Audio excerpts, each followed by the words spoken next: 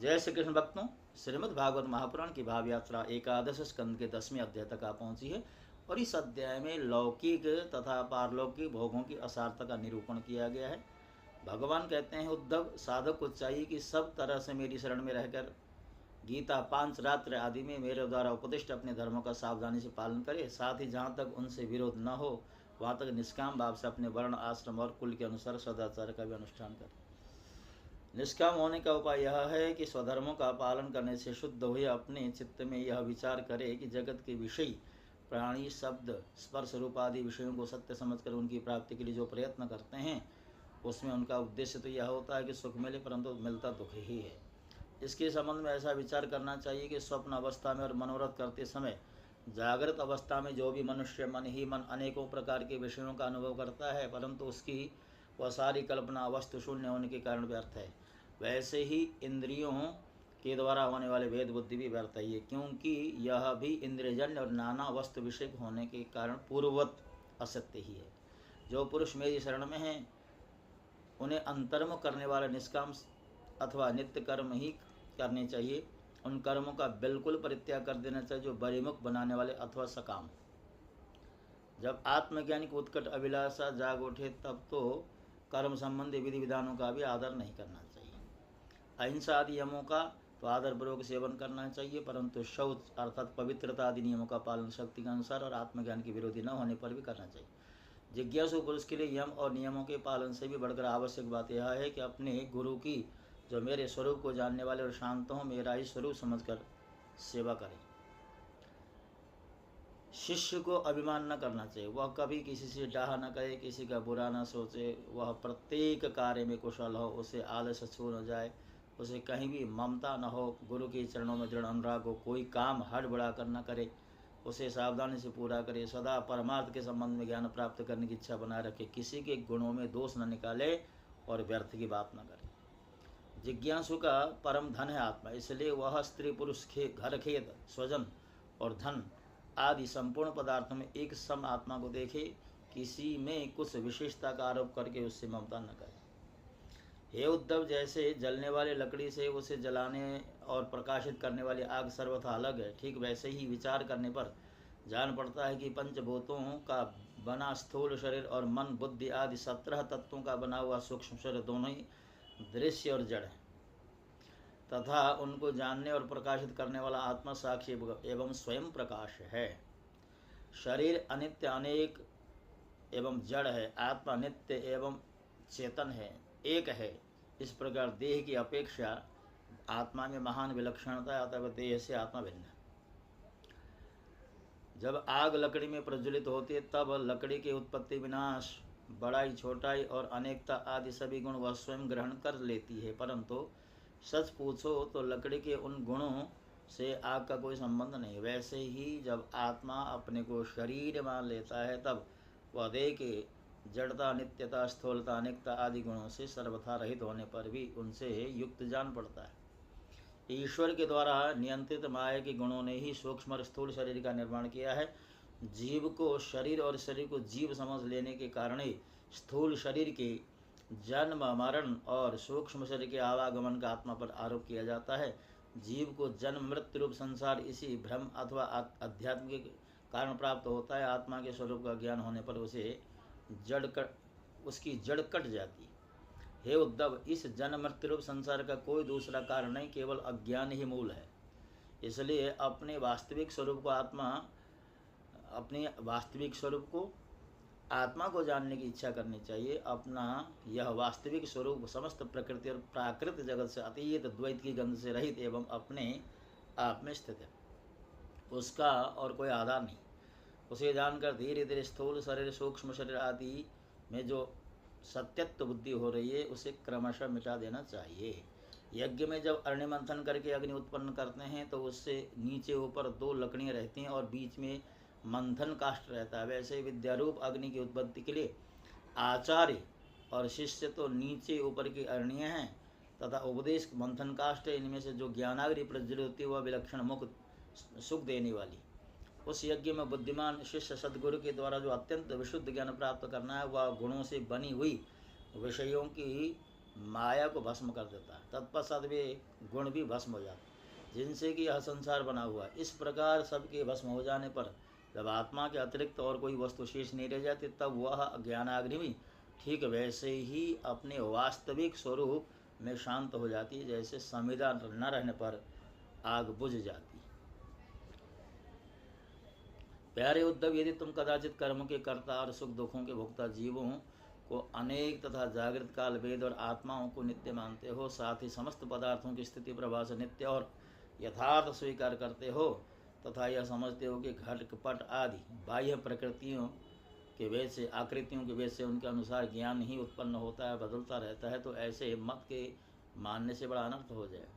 क्योंकि इस प्रकार जगत के कर्ता आत्मा के नित्य सत्ता और जन्म मृत्यु के चक्कर से मुक्ति भी सिद्ध न हो सकेगी। यदि कदाचित ऐसा स्वीकार भी कर लिया जाए तो देह और संवत्सरादि कालावयवों के संबंध में होने वाली जीवों की जन्म मरण आदि अवस्थाएं भी नित्य होने के कारण दूर न हो सकेंगी, क्योंकि तुम देहादि पदार्थ और काल की नित्यता स्वीकार करते हो।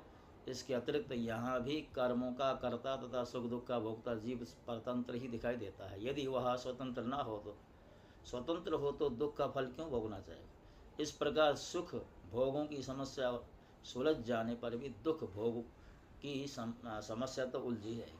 अतः इस मत के अनुसार जीव को कभी मुक्ति या स्वतंत्रता प्राप्त न हो सकेगी। जब जीव स्वरूपतः परतंत्र है, विवश है, तब तो स्वार्थ या परमार्थ कोई भी उसका सेवन न कर सके, अर्थात वह स्वार्थ और परमार्थ दोनों से ही वंचित रह जाएगा। यदि यह कहा जाए कि जो भलीभांति कर्म करना जानते हैं वे सुखी रहते हैं और जो नहीं जानते उन्हें दुख भोगना पड़ता है, तो यह कहना भी ठीक नहीं, क्योंकि ऐसा देखा जाता है कि बड़े बड़े कर्म कुशल विद्वानों को भी कुछ सुख नहीं मिलता और मूढ़ों का भी कभी दुख से पाला नहीं पड़ता। इसलिए जो लोग अपनी बुद्धि या कर्म से सुख पाने का घमंड करते हैं, उनका वह अभिमान व्यर्थ है। यदि यह स्वीकार कर लिया जाए कि वे लोग सुख की प्राप्ति और दुख के नाश का ठीक ठीक उपाय जानते हैं, तो भी यह तो मानना ही पड़ेगा कि उन्हें भी ऐसे उपाय का पता नहीं जिससे मृत्यु उनके ऊपर कोई प्रभाव न डाल सके। जब मृत्यु उनके सिर पर नाच रही तब ऐसी कौन सी भोग सामग्री या भोग कामना है जो उन्हें सुखी कर सके। भला जिस मनुष्य को फांसी पर लटकाने के लिए वध स्थल पर ले जाया जा रहा है, उससे क्या फूल चंदन स्त्री आदि पदार्थ संतुष्ट कर सकेंगे? कदापि नहीं। प्यारे उद्धव, लौकिक सुख के समान पारलौकिक सुख भी दोष युक्त हैं, क्योंकि वहाँ भी बराबरी वालों से होड़ चलती है। अधिक सुख भोगने वालों के प्रति असूया होती है, उनके गुण में दोष निकाला जाता है और छोटों से घृणा होती। प्रतिदिन पुण्य क्षीण होने के साथ ही वहाँ के सुख भी क्षय के निकट पहुँचते रहते हैं और एक दिन नष्ट हो जाते हैं। वहाँ की कामना संपूर्ण होने में यजमान ऋत्विज और कर्म आदि के त्रुटियों के कारण बड़े बड़े विघ्नों की संभावना रहती है। जैसे हरी भरी खेती और अतिवृष्टि अनावृष्टि आदि के कारण नष्ट हो जाती है, वैसे ही स्वर्ग भी प्राप्त होते होते विघ्नों के कारण नहीं मिल पाता। यदि यज्ञ यागा धर्म बिना किसी विघ्न के पूरा हो जाए तो उसके द्वारा जो स्वर्ग आदि लोग मिलते हैं, उनकी प्राप्ति का प्रकार मैं बतलाता हूँ। यज्ञ करने वाला पुरुष यज्ञों के द्वारा ये देवताओं की आराधना करके स्वर्ग में जाता है और वहाँ अपने पुण्य कर्म तथा उपाधि दिव्य भोगों को देवताओं के समान भोगता है। उसे उसके पुण्यों के द्वारा एक चमकीला विमान मिलता है और वह उस पर सवार होकर सुर सुंदरियों के साथ विहार करता है। गंधर्वगण उसके गुणों का गान करते हैं और उसके रूप लावण्य को देखकर दूसरों का मन लुभा जाता है। उसका विमान वह जहाँ ले जाना चाहता है वहीं ले जाता है और उसकी घंटियाँ घन घना कर दिशाओं को गुंजारित करती हैं। वह अप्सराओं के साथ नंदन वन आदि देवताओं की विहार स्थलियों में क्रीड़ाएँ करते करते इतना बेसुध हो जाता है कि उसे इस बात का पता ही नहीं चलता कि अब मेरे पुण्य समाप्त हो जाएंगे, मैं यहाँ से ढकेल दिया जाऊँ। जब तक उसके पुण्य शेष रहते हैं तब तक वह स्वर्ग में चैन की बंसी बजाता है, परंतु पुण्य क्षीण होते ही इच्छा न रहने पर उसे नीचे गिरना पड़ता है, क्योंकि काल की चाल ही ऐसी। यदि कोई मनुष्य दुष्टों की संगति में पड़कर अधम प्रवण हो जाए, अपनी इंद्रियों के वश में होकर मनमानी करने लगे, लोभवश दाने दाने में कर्मणता करने लगे, लंपट हो जाए अथवा प्राणी को सताने लगे और विधि विरुद्ध पशुओं की बलि देकर भूत और प्रेतों की उपासना में लग जाए, तब तो वह पशुओं से भी गया बीता हो जाता है और अवश्य ही नरक में जाना पड़ता है। उसे अंत में घोर अंधकार, स्वार्थ और परमार्थ रहित अज्ञान में ही भटकना पड़ता है। जितने भी सकाम और बहिर्मुख करने वाले कर्म हैं उनका फल दुख ही है। जो जीव शरीर में अहमता ममता करके उन्हीं में लग जाता है, उससे बार बार जन्म और मृत्यु प्राप्त होती रहती है। ऐसी स्थिति में मृत्यु धर्मा जीव को क्या सुख मिल सकता है। सारे लोक और लोकपालों की आयु भी केवल एक कल्प है, इसलिए मुझसे भयभीत रहते हैं। औरों की तो बात ही क्या, स्वयं ब्रह्मा भी मुझसे भयभीत रहते हैं, क्योंकि उनकी आयु भी काल से सीमित केवल 2 परार्ध है।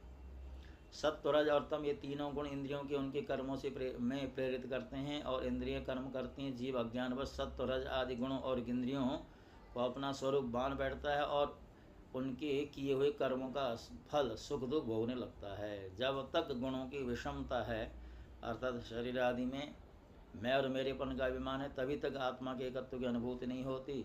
वह अनेक जान पड़ता है और तब तक आत्मा की अनेकता है।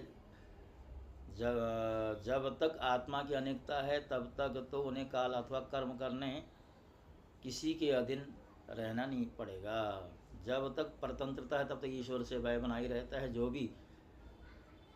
जो मैं और मेरेपन के भाव से ग्रस्त होकर आत्मा की अनेकता परतंत्रता आदि मानते हैं और वैराग्य न ग्रहण करके बहिर्मुख करने वाले कर्म का ही सेवन करते हैं।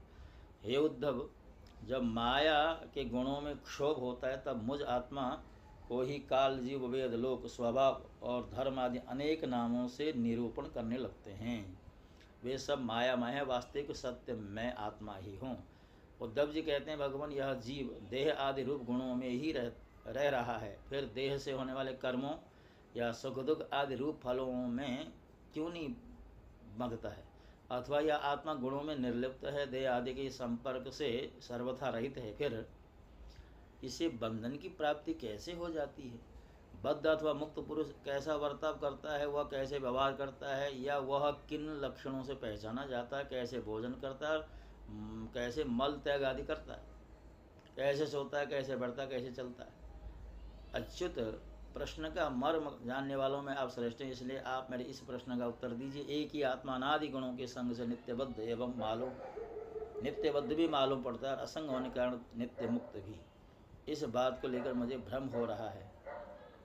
तो इसी के साथ साथ उद्धव जी और भगवान के मध्य में जो संवाद है और बहुत ही गूढ़ ज्ञान का संवाद है, इसको यहाँ पर विश्राम दिया जा रहा है।